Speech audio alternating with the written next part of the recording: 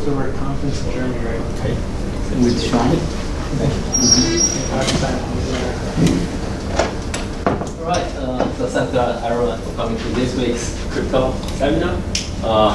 The talk will be given by Emrah on solving Knapsack Problem. Today I'm going to talk about Knapsack Problem, and it's actually applications in cryptography towards the post-quantum secure algorithms. I will first start with defining the Knapsack problem and given the cryptosystems based on the Knapsack problem. Then I will go through with algorithms for solving Knapsack problem. One group of algorithms is generic algorithms, and the other use the lattice reduction. And in the end, I will give you our algorithm with Dr. Karagina, actually, as we believe that this is a post-quantum secure algorithm. So let's start with Knapsack problem.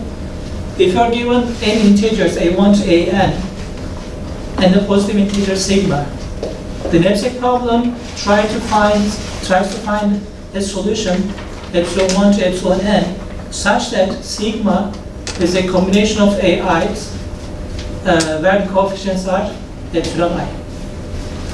Of course, this Knapsack problem gives you a solution if there exists such a solution.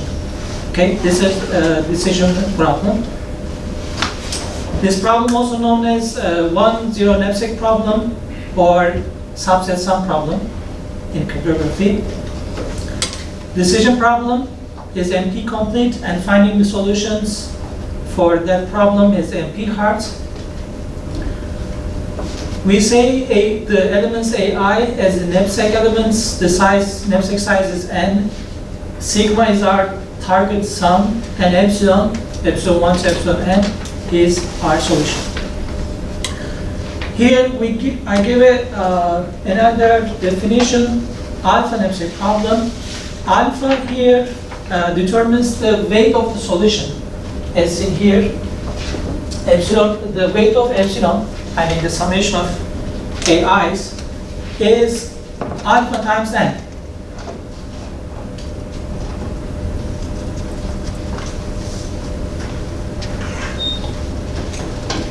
And for a random knapsack problem, actually you expect that half of the size, which is n over 2, is 1 and the rest is 0. Okay, that's why we say a random knapsack problem is actually 1/2 knapsack problem. Okay, but in cryptosystems, actually, we are focused on that alpha because to have a unique decomposition, or avoiding the decryption failure, they pick alpha very small. Okay, not 1/2, but very small, like 0.2 or 3 or 0.1, even 0.1. So the number of ones in your solution are very small with respect to the size of the knapsack size, with respect to n, which is the knapsack size. Okay. So cryptosystems based on knapsack problem. The first one is Merkle Hellman knapsack cryptosystem, introduced in '78. This is actually just 1 year before this cryptosystem ISA was introduced, and we still use ISA, but we don't use Merkle Hellman cryptosystem because it was broken in '82 by Shamir. It just lived for 4 years. Then it was totally broken. Here we choose a private key, WQR, which is where a W is a super increasing sequence. Do you know what is super increasing sequence? Anyone knows? Super increasing sequence means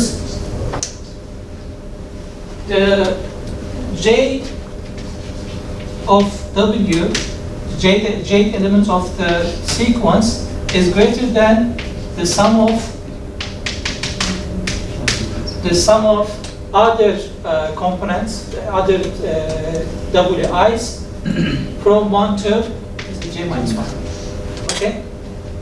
For example, here W is 2, 7, 11, 21. As you see, 11 is greater than sum of 2 and 7, which is 9. 21 is greater than the sum of these three numbers, because the sum of these three numbers is 20. So 21 is bigger than this sum of these three numbers. 42 is bigger than sum of these four numbers, so it goes on like this. Okay? So this is super increasing sequence. Then we choose a random integer q, which is bigger than sum of all omega i's. Here we choose 881.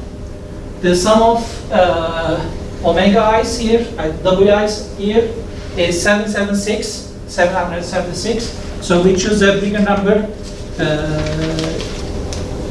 than 776.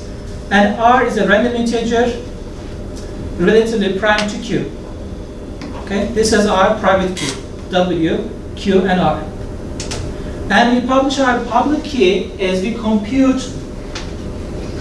multiply WI's with R in modulo Q. Here, 295 is actually 2 times 588 in modulo 881. Okay? Or 310 here is 11 times 588 in modulo Q. As you see here, this sequence W is a super increasing sequence, but this public key has no such a property. It seems like a random sequence. Okay? As you see here, it seems a random sequence. So that's why you hide your super increasing property of omega W by multiplying all the elements with some number r to have this public key. So encryption is very easy. You have the public key, so you just add the public key elements where mi is 1. For example, if your message is 0110001, I mean the second and the third and the last element is 1, so you just add the second element in your public key, third element in your public key, and actually the last element in your public key. The rest is just 0. Okay? And we get 1129. So how do we decrypt this ciphertext? Remember, we multiply all the private key elements with R. So we need to divide this ciphertext with R so that this C dash becomes our original knapsack sum. Okay? Before, C equals to mi times public key of I, public key I. But when you multiply this public key I with R inverse, so you remove the multiple R. Continuing our example, we get, for example, for C dash 372, and how can we compose this 372 into our messenger? Remember our private key, which is 2, 7, 11, 21, 42, 89, 180, and 342, 354. So starting with the biggest element, you start to subtract as you can. For example, we can subtract the last element, 354, from 372. We get 18.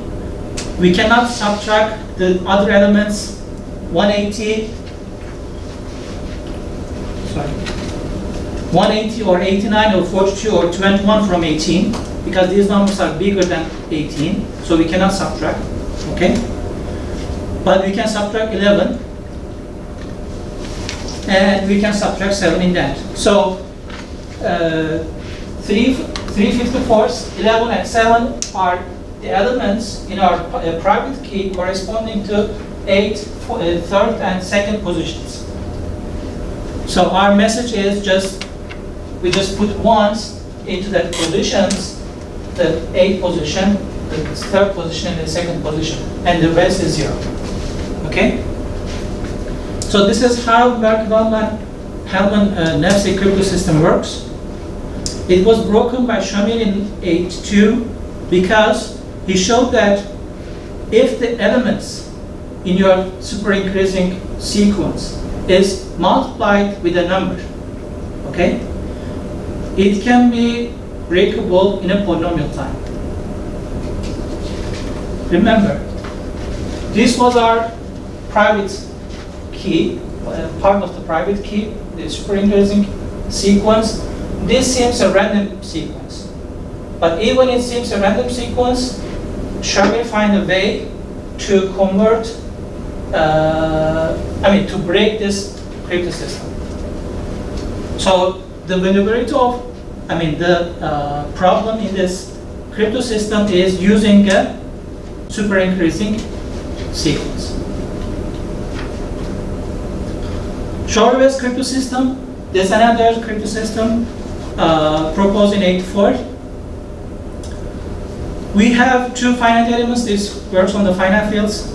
We have two finite fields, FQ and FQM, where the property here is you should choose FQ to the M, the extension field, so that the discrete logarithm is easy. Because Chor-Rivest computes discrete logarithms to construct its private key. Public key. Private key, T, G, pi, and D. T is chosen as a element in the extension field. By the way, I will say this is FQ is a base field, FQM is the extension field. So you choose an element above, in the extension field with minimal polynomial of T's of degree M. It is equal to the extension degree, which is M. You choose a primitive element, generating FQM star. You choose a permutation, 1 to Q, and then you choose an integer D as a noise. We will use this D as a noise, as a shift on the public key. This is how the public key is computed. This alphas are in your base field. These are FQ in the base field. Okay. With a suitable permutation here, you mix them. Okay. Then you move this element to extension field by adding just T. This element was in the base field. By adding T, you move this element, you push this element into extension field. Okay? This element is in the extension field, in the FQM. Then you compute the discrete logarithms of those elements. There are Q alpha i's, and for each alpha, you compute the discrete logarithm of T plus alpha i's, or alpha pi i's. And you just shift that numbers. These numbers are actually is from 0 to QM to QM, Q to the M minus 1, corresponding to the size of FQM star, the multiplicative group of the extension field. And you just shift that numbers with D, by adding D. Now this is your public key. How do you do the encryption? Very similar to Merkle-Hellman cryptosystem. You just pick the public key components if this MI is 1. Otherwise, 0 times public key, doesn't affect the sum. And how do you do the decryption? If you obtain the ciphertext C, you first remove the noise, because in your elements there was plus D noise, right? And you know that, by the way, I forgot to tell that this message is of weight m. I mean, this is not a random message. The number of ones in this message is absolutely m. Okay? I mean, the weight of the message is fixed.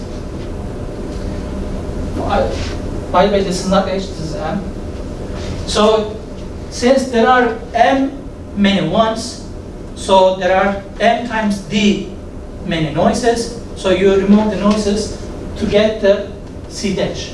And you know that c dash actually, okay, c dash, you get the c dash, and you compute the g to the c dash, which gives you an element in the extension field, and you just factorize or decompose this element in terms of factors, in terms of multiplication of elements written as t plus alpha ij's. Here there are, this is also m, there are m factors of these elements.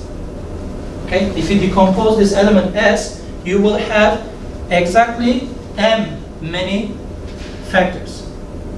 And then after you get the roots, you just do the inverse permutation to determine which bit of m is 1. I will give a small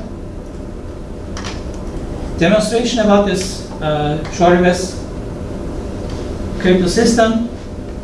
For example, our parameters are for the Q211 and our extension is 24. So we get our base field and the extension field. Okay, final field of size 211, final field of size 211 to the 24. And these are your elements in your base field. This part generates the private key. This is T in extension field, but written as a vector space over the base field. Okay, this is actually a vector, but you can see this vector as a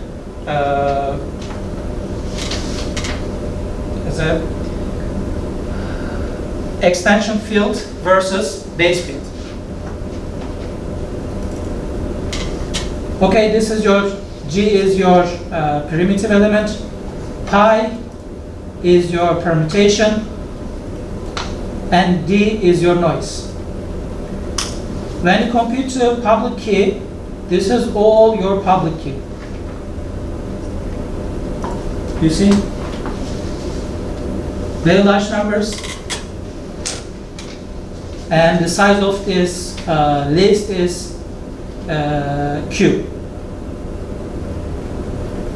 There are 211 elements here. So this is your public key. This is the encryption, decryption part. If you are given a message here, by the way, be careful. The number of ones here is, there are, 24 ones in this message. Okay, exactly the weight of this message is 24. Equals to the extension degree. Okay, then your ciphertext is a large integer, a big integer. You compute the, after removing the noise, we get C dash, and we compute the element in the extension field, and this is the representation, the vector representation of this element. Then you have this polynomial. Okay, this polynomial is actually t, the multiplication of t plus alpha i's. There are 24 alpha i's here.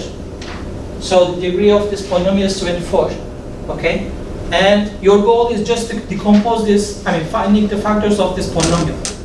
And the factors of this polynomial is 0, 4, 9, blah, blah, blah. There are 24 roots.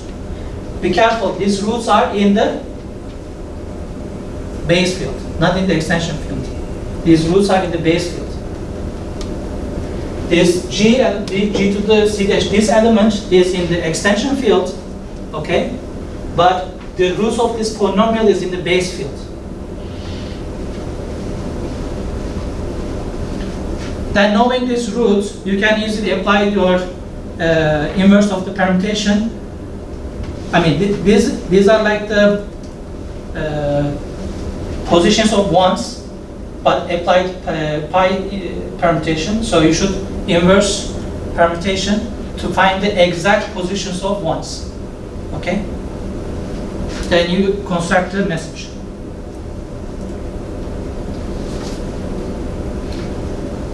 So remember your last slide, H equals M. Sorry. Yeah, H is equal to 10.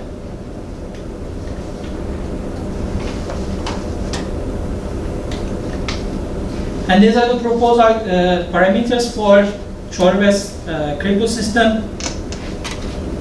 I make two groups because the first group is broken by Chor and Hellman in 1995 using a lattice reduction, and the rest broken by Wood and I in 1998 using the algebraic techniques.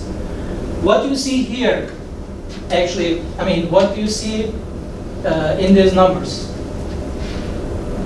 For example, this 243. This is not a prime number. This is like prime power, right? 3 to the 9. I'm sorry, 3 to the 5. Yeah, 3 to the 5. Or 256. This is 2 to the 8. Prime power, not a prime number. Okay, 211 is a prime number, but its extension is 24. It's not a prime. So, if you consider the base field and the extension field, there are many subfields between these two fields because these extension degrees are not prime numbers. Okay? So, exploiting this algebraic vulnerability, Wood and I broke the system, but he proposed to use proposed to choose both Q and M as prime numbers. Okay? To make your algebraic structure strong. To remove all the subfields. Under this proposition, everybody believes that Chor-Rivest system is secure. Okay? Even I say Chor-Rivest is broken, it's because of the parameters, not because of the crypto system. If parameters are chosen carefully, that both of them are chosen to be prime numbers, then there is no problem.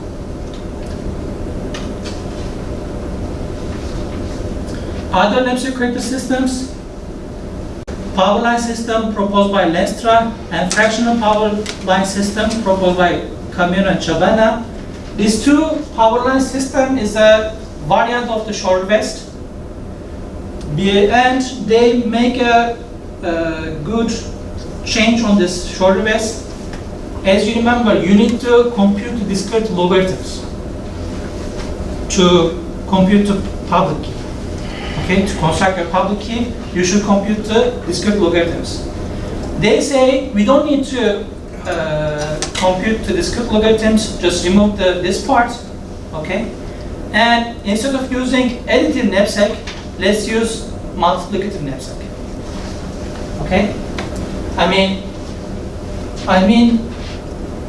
By additive knapsack as, let's say, epsilon I times AI. Okay, this is your sigma. We can change this problem to multiplicative knapsack as multiplication of choose a generator in your group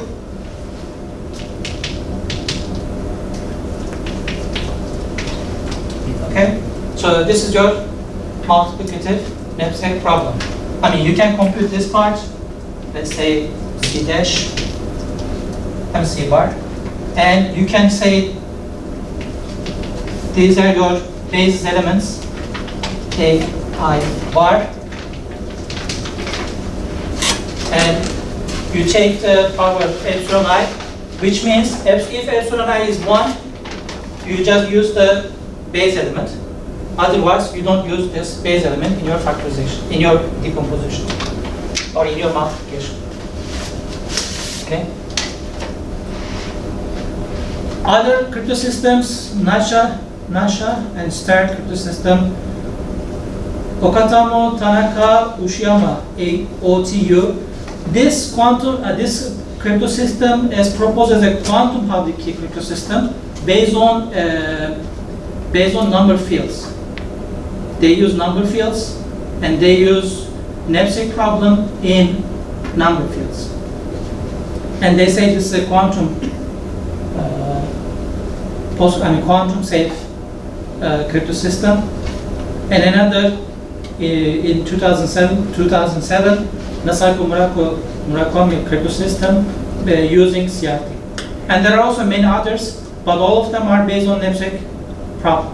The security of the security is based on the knapsack problem. So let's go through it. Algorithms to solve knapsack problem. I will start with the group of algorithms as generic algorithms to solve knapsack problem. You are given a knapsack elements A1 to AN and a target sum sigma, and your goal is to find epsilon 1 to epsilon n as your solution. This is your goal. How do you do this? The basic idea is list all the possible solutions. Okay? This is the basic idea. And name method, just construct a single list and with all possible solutions,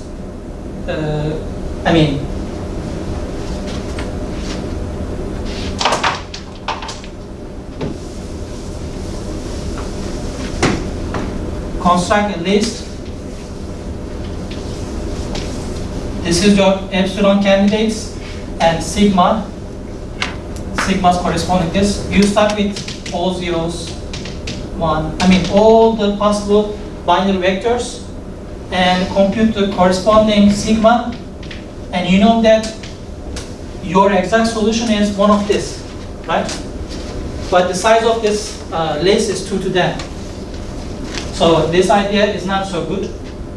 So we go through with smart methods, construct many lists, okay, and reduce the list size, but merge them very smartly and very carefully and quickly to find a solution. Okay, instead of creating a one list, we will construct many lists. Okay, and then we will merge those lists smartly. Memory complexity here is the total size of the list. Time complexity is the time consumption for the merging the list. For example, Chor-Rivest algorithm, they divide the knapsack into 4 equal subsets. Then in each list, L1, L2, L3, L4, he computes all the possible solutions as I did here. But be careful, the vector size here is n, right? But when you divide this knapsack set A1 to AN into 4 equal subsets, this length becomes n over 4. So your list was of size 2 to the n, but you decrease your list size to the n over 4. Okay? So you create 4 lists, L1, L2, L3, and L4, each of size 2 to the n over 4. Then you use an algorithm, 4-way merge algorithm, known by computer science people very well, but not in the mathematics people, to merge them smartly so that your exact solution is one solution from this one solution from this 2, one solution from this 3, and one solution from this 4. By the way, the binary vectors corresponding to the solutions are xk, x1, x2, x3, x4. Okay? So you find 4 candidates for your solution, then you just combine them. You just say, this is my epsilon, this is my exact solution, is a combination of x1, x2, x3, and x4. Time complexity is 2 to the n over 2. By the way, for the time complexity and the memory complexity, I just focus on the coefficient of n, okay? but I mean, all of the generic algorithms are have the complexity, exponential complexity in terms of 2 to the c times n. So for the time complexity, I just focus on this coefficient Tc. For the memory complexity, I just focus on this coefficient Mc. So for the random knapsack, Tc is 1/2 and Mc is 1/4. This means the memory complexity is 2 to the n over 4 because n times 1/4. Time complexity comes from merge algorithm is 2 to the n over 2.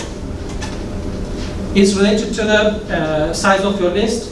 It's the square of your list size.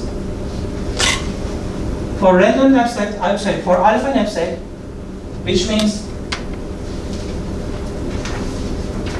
if the weight of the solution is not 1/2 of the whole size, I mean, it's not n over 2. It is less than n over 2.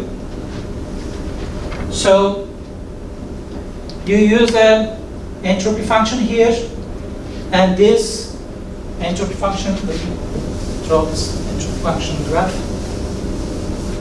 Do you know the entropy function?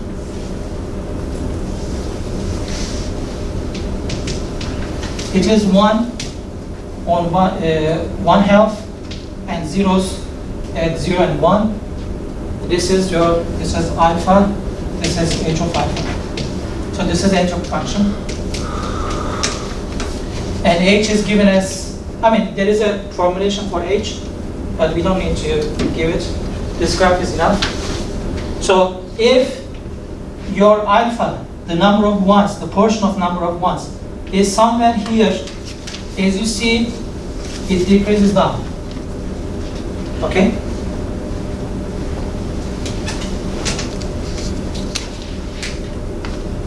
I will give you a toy example. For example, if your A is 224, and there are 8 AIs here, and your target sum is 313. So you divide this A into 4 subsets. One subset 22, 25. Another subset 32, 57. Okay, you divide this A into 4 subsets. Then you create a list, 4 lists. I'm sorry. You create 4 lists corresponding to these subsets. For example, if you take none of these numbers, then the summation becomes 0. If you take just the first element, then the sum becomes 22. If you take the second element, then the sum is 25. If you take both of the elements, it becomes 47.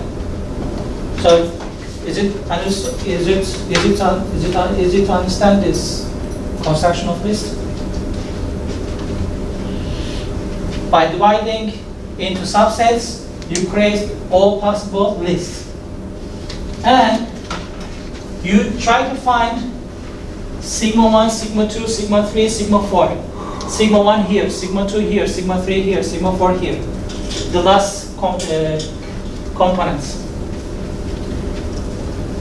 To be as a decomposition of 313. So 313 can be written as a decomposition of 0, 90, 60, 160, 163. 0 comes from here, 90 comes from here, 60 comes from here, 163 comes from here. And you just take the corresponding coefficients. For 0, 0, 0. For 90, 1, 1. For 60, 1, 0. For 163, 0, 1. And then you just combine them. And this is your solution. Okay? So we achieve our goal. We reduce the list size to 2 to the n over 4. We use a smart algorithm to merge the list, which is 4-way merge algorithm. Okay? And the running complexity of this algorithm is the square of the list size. The list size here are 2 to the n over 4. Square of this list size is 2 to the n over 2. Okay? Both of the complexities are less than 2 to the n, which is corresponding to the naive method. I mean, creating a single list of all possible solutions. Okay. Okay, this is the approach proposed by Schroeper and Schemmer. Graham and Jew propose another way of construction list. Not all the possible solutions. Okay, not all the possible epsilon i's. Instead of taking all the possible epsilon i's, you just focus on the weight of the solution. Okay? It means that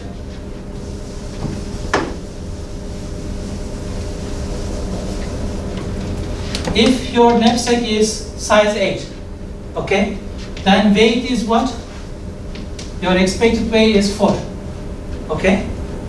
Then you create 4 lists. Wait, let's say this is your L. You create 4 lists where each solution is of weight L over 4. For the previous example, L over 4 becomes 1. Okay? So what does it give you? If the weight is 1, you have n elements, right? Knapsack elements. You have n knapsack elements. You just choose you just have to choose one element. It may be, by the way, 2 or 3 or 4, I mean, for the other examples, and combine them. It's like, it may not be a good example, but I will change these numbers to 16, and this is 8, and this is 2, okay? For a knapsack of size 16, my expected weight is 8, and I divide this knapsack solution so that each of the solution is weight 2. So each of weight 2 means you pick all the two combinations of the knapsack elements. A1 plus A2, A1 plus A3, all 2 combinations. A1 plus A4. Here, here, here, and here. Okay? This 4 list seems identical. But to reduce the list size, you import another idea here to reduce the list size. You just pick save the sums where, for example, in the first list, if they are equal to R1 modulo n. In the second list, you just save the solutions if they are equal to R2 modulo n. Okay? I mean, using a modular reduction for a random numbers R1, R2, R3, and R4 actually, you reduce the list size. Okay? I mean, the solutions here, sigma 1 equals to R1 modulo n. Here, this is sigma 2, R2 modulo n. Okay? And goes on like this. So it reduces your list size, and you use again the 4-way merge algorithm to merge them. And these are the given complexities. For random knapsack, it was 0.5 in Schemmer algorithm. It reduced to 0.337. This was 0.25. It just increased. I mean, a little increase in the memory complexity, but time complexity goes down. Okay. Baker, Coran, and Joe, instead of using zeros and ones in your solution, you extend your representation to -1, 0, and 1. Here, in construction of those lists, you were just using zeros and ones. Okay?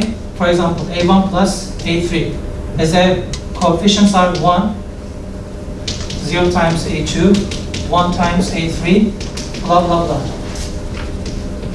These coefficients were just 0 and 1. In new proposal, they start to use also -1. So you can also import, for example, -1 times A1, 0 times A2, 1 times A3. Okay? You can also include this summation in your list. But in the end, you should remove these negative ones because your exact solution doesn't have a coefficient negative 1. It just has 0 and 1s. It's a binary vector. So it doesn't have a negative 1. But in the construction list, you can have negative 1 if you can remove all the negative 1s in the end. And this is the complexity. The time complexity, memory complexity is reduced to 0.291. And this is the graph for the alpha knapsacks. As you see here, for example, if alpha is 0.1, which means the number of ones in your solution is 1/10 of all size. For example, if your n is 100, so the number of ones, the weight is just 10. 0.1 times 100 is 10. Okay? And there are only 10 ones in your solution. Other quantum algorithms, Bernstein, and on the other hand, Hellman May proposed, and they reduced the complexities to 2 for 1 and 2 to 6. These are all based on the previous work, Graham Drew's work, or Baker, Coren, and Drew's work. They just add some quantum walls. I think they use quantum walls on the Johnson graph in both proposals, and they reduce the complexity. This is a full table with respect to alpha. 0.5 is actually corresponding to random knapsack. Okay, with Shamir algorithm, this is 0.5, 0.24 time and memory complexities. With this is better than this one, and this is by Baker, Drew, and Krohn, and this is obtained by quantum algorithm proposed by Hellman and May. And if your alpha decreases, these complexities also decrease. Okay. How do we? Okay, this is all about generic algorithms. As you see, all of the algorithms is exponential. Okay, 2 to the c times n. So all of them are exponential. Another way to solve the knapsack problems are lattice reduction. What's the lattice? Lattice is an integral combination of d linear independent vectors. You are given a basis. You construct a lattice by taking the integral combination of those vectors. The rank of lattice is d because the number of elements in your basis is d. You can represent your lattice by using matrix representation. You just write the basis as rows or columns in your matrix, and the volume of this lattice equals to determinant of B times B transpose, the determinant of the matrix B times B transpose. I think you also know the lattice problems, random lattice problems, closed vector problem, and the shortest vector problem. If you are given in CVP, in closed vector problem, if you are given a lattice and a target vector, which is not in the lattice, okay, you find the closest vector in lattice. In SVP problem, shortest vector problem, you're just given a lattice and you're just trying to find the shortest vector in your lattice. Okay, how do we apply lattice reduction in knapsack? If you are given a knapsack elements A1 to AN, we can create a lattice so that there's coefficients y, x1, x2, xn. So that y equals to x1 times a1, x2 times a2, xn times an. The first component is written as an integral combination of the knapsack elements. So the natural basis for this knapsack is a1 can be written as 1 times a1 and 0 times everything. a2 can be written as 1 times a2 and 0 times everything. an can be written as 1 times an and 0 of everything. 0 times everything. So this is a natural basis for this lattice. And there is a good property about this lattice. You can easily compute the volume of this lattice with respect to your lattice, with respect to your knapsack elements. And note that if you are given a knapsack problem, this is your knapsack problem, right? Epsilon 1 times A1, epsilon 2 times A2, epsilon n times An equals to sigma. The corresponding vector or lattice point to this equation is sigma epsilon 1, epsilon 2, epsilon n. Because sigma is written as a combination of A1, A2, An with respect to coefficients epsilon 1, epsilon 2, epsilon n. These are coefficients as we define in the lattice. X are replaced by epsilon, y is replaced by sigma. So your vector sigma epsilon 1, epsilon 2, epsilon n lies in your lattice. So we have a lattice. Now we want to solve SVP or CVP lattice problems using this lattice. There are two approaches here. One approach by Lagrange-Odilosco, another approach by Koster. Okay, they say either. By the way, first choose two vectors, T1 and T2. T1 is just sigma and zeros. T2 is sigma and 1/2. Okay, these two vectors are not in the lattice part because can you write sigma is 0 times A1, 0 times A2, 0 times An? Can you write in that way? No, right? Because 0 times A1, A2, A3 is 0. So this is not in your lattice. Also, same for the T2. So these two vectors or 2 points doesn't belong to your lattice. Okay? So either you can solve closest vector problem using this lattice and the TK, okay, T1 or T2. Or you can convert this CVP problem to SVP problem by extending the base of lattice by adding TK. How many elements are there in your basis? D, right? I'm sorry, N. There are N elements in your basis. And these two elements are not in the lattice. So you can just add this new vector in your basis, and you can have a new lattice.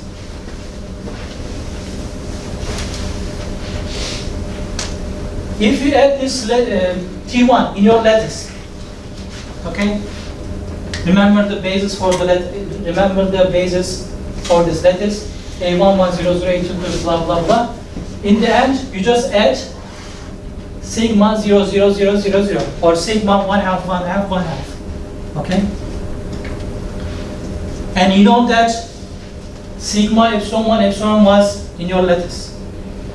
So when you add this T1, the distance between your exact solution and your proposed vector, target vector, for T1, it is approximately square root of n over 2. For T2, it is square root of n over 4. And these two numbers are small. Okay?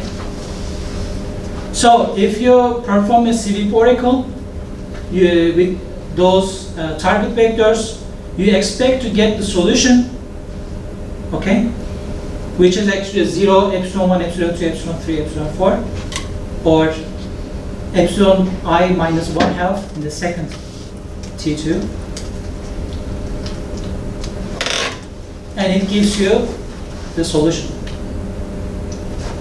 By the way, it's also possible to have, it's not guaranteed that the SVP oracle always gives you your solution. Why?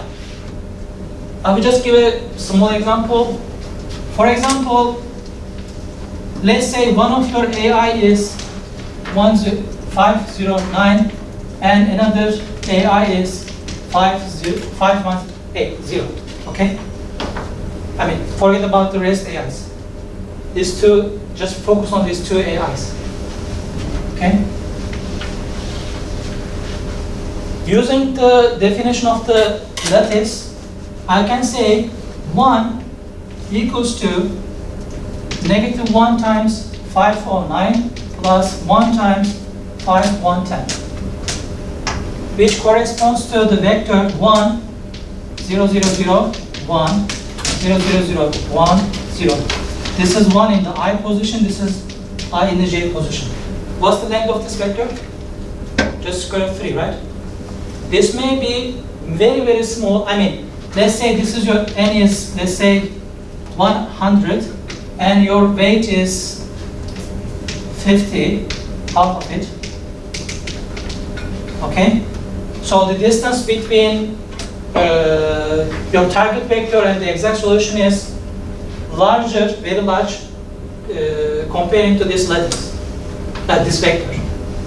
So SVP Oracle will give you this vector, which is not the solution for your knapsack problem. This is not the solution for your knapsack problem. And it's a negative one. Okay? But this is a short vector in your lattice. So, to increase your success probability, you can scale the first column by k times a1, k times a2, k times an. But here, remember, I just replace AIs with k times AIs. Okay? AIs I replaced by k times AIs. And corresponding to my knapsack problem, I expect to reach that vector. Okay? Because if you multiply this equation with k times a1, k times a2, k times an, k times sigma, so your x1, x2, xn still epsilon 1, epsilon 2, epsilon n, but your y is k times sigma. So this is what you expect to have in this lattice. Okay?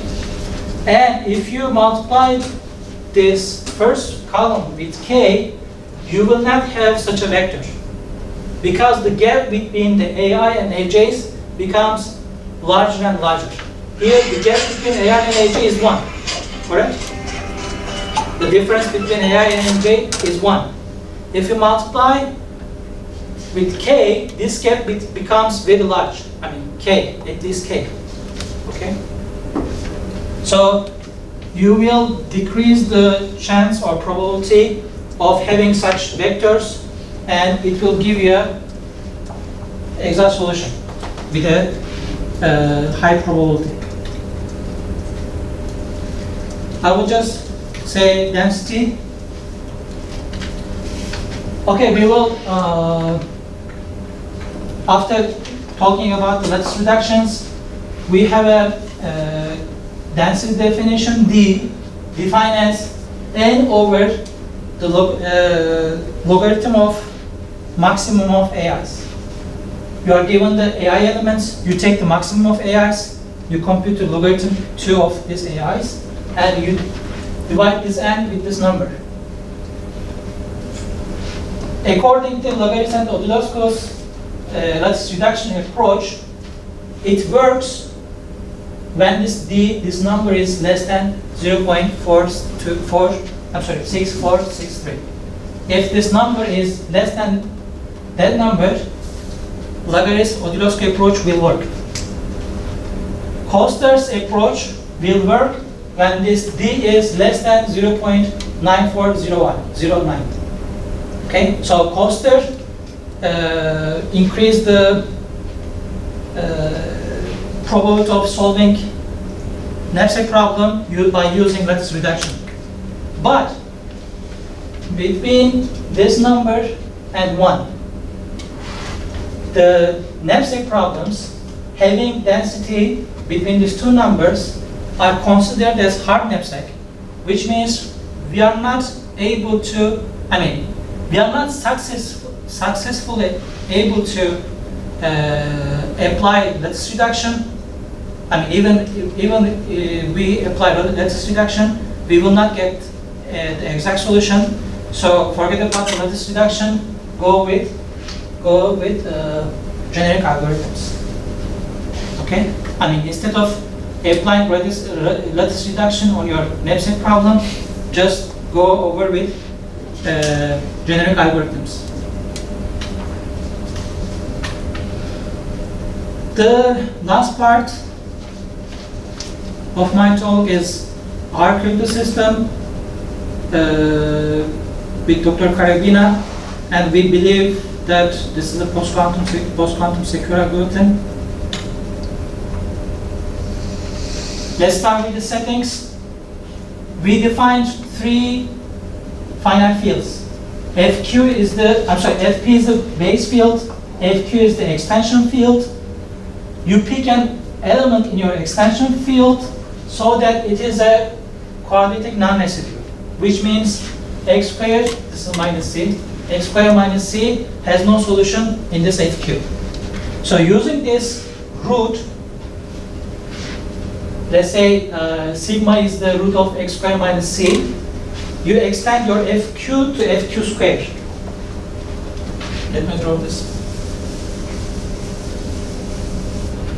You start with FP, base element, base field, prime field. You go to FQ, extension degree is m, because Q is with m. Then you pick an element here, but not quadratic residue. So x squared minus c has no roots in FQ. So if you take the root of this polynomial, you extend your FQ to FQ squared by adding this root into your extension, into your FQ. Okay? So this is the finite field setting we use in our crypto system. And this FQ square has a cyclotomic subgroup of order Q plus 1. The order of this Q plus 1. I'm sorry, subgroup of multiplicative, not FQ squared, the subgroup of FQ squared star, the multiplicative group of FQ squared. So Q squared minus 1 is the size of the FQ squared star, and this is our group. Is it okay to give like 5 or 10 minutes? So maybe 5 more minutes. Okay. Because we also start like 5 minutes later. Yeah. Okay. There is a good property of this group. There is a one-to-one correspondence, not isomorphism, one-to-one correspondence between that group and FQ. I mean, from this group, you can easily go to FQ and come back. Okay? So there's a one-to-one correspondence. But this group is actually in FQ squared. Okay? And you can represent each element of this group, non-identity element of this group, by an element of FQ. Alpha plus sigma, alpha minus sigma. Remember, this sigma is the root of x squared minus c, so sigma squared is actually c. And any element here is represented by alpha plus sigma, alpha minus sigma, where this alpha belongs to FQ. Okay? So you can represent the elements of G by using the FQ elements. This is our representation. When I say G sigma, it means G plus sigma, G minus over G minus sigma. The multiplication here, if you pick 2 elements, alpha sigma and B sigma, which is written in that way, when you multiply these 2 elements, you got another sigma another element written in the sigma representation as alpha A times B. C comes from this C over A plus B. So we can do the multiplication using the FQ elements, not FQ square elements. Okay?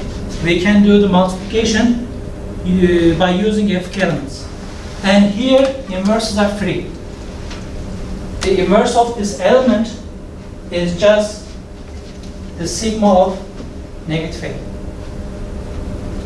Okay, so inverses here are free.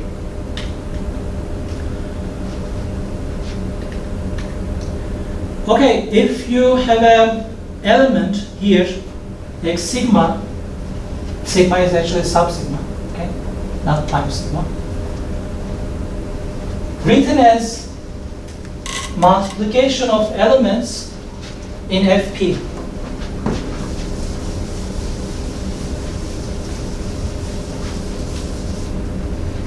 X sigma, this is in G. You want to represent this or decompose this element as product of GI sigmas. But this GIs comes from FP. Okay? So we want to decompose this G element, which is actually FQ square element, but we can represent by FQ, can be decomposable into some factors which can be represented by FP elements. So if I'm able to decompose this element in FP, this is an FQ square. But if I become able to decompose this element over FP with G1, G2, G3. This is the basic idea for our crypto system, and this decomposition becomes unique if the minimal polynomial of C equals to extension degree, which is n. This is very complicated. This may seem very complicated, but the F0 and F1 is just polynomials obtained by the symmetric polynomial AI. The symmetric polynomials are obtained using G1 to Gn. Okay? So when we get this this polynomials F0 and F1, we can find GIs. We can decompose actually using Weyl descent over FP. We just use linear algebra. We have n many unknowns and n linear equations. We just apply linear algebra. This is Weyl descent actually, and we can decompose into FP elements. So our crypto system, we have the FP, FQ, and FQ squared, as I told before. The private key, some elements in FP, G1, G2, Gn. I will use this GIs as my basis, but this is secret. There are some other restrictions on this GI. Another non-zero element in FQ, an integer V, and another element in H. How I construct the public key? Now, GI is in FP, right? In the basis element. If I multiply this element by U, I push this element to FQ, right?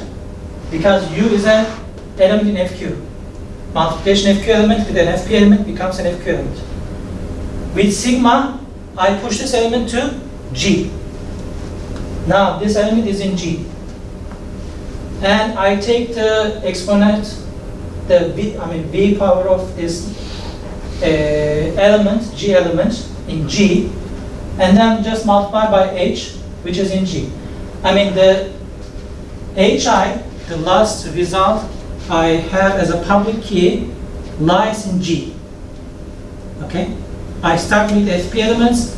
I push this FP elements to FQ square elements, which is actually in G.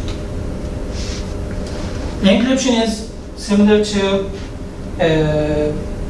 other Knapsack cryptosystems, and I also told this before actually. We just changed the additive knapsack to multiplicative knapsack. Instead of xi times hi, we just say hi to the xi, but we can also convert this to the additive knapsack by taking the discrete logarithms of both sides. And if you are given this ciphertext, you just remove this H. This is actually plays a role as a noise, as I told in the Chor-Rivest. This is like a noise. So first I remove this noise. There was a V as an exponent. So I take the power of 1 over V. This is actually 1 over V. So I come back to this multiplication. I remove the noise, I remove the exponent, and this is what I need to decompose. Here, I can decompose this multiplication, this element in that form using again well descent method with a little difference. U is a FQ element. I want to have FP elements. So I also need to remove this U in my decomposition. Okay? So that's why I replace some terms. For example, instead of J to the J, I'm sorry, C to the J, I use U to the some power times C to the J, and then this U's can be removed. So what's our claims in our crypto system? All the classical knapsack solvers fail. All the quantum knapsack solvers fail. Lattice reductions fail. Algebraic methods, as what I propose, it fails. So in the end, it's supposed to quantum secure. And these are parameters. I just want to give one parameter here. For example, take this to row. This is 0.09. This is the alpha, which means the number of ones in your solution.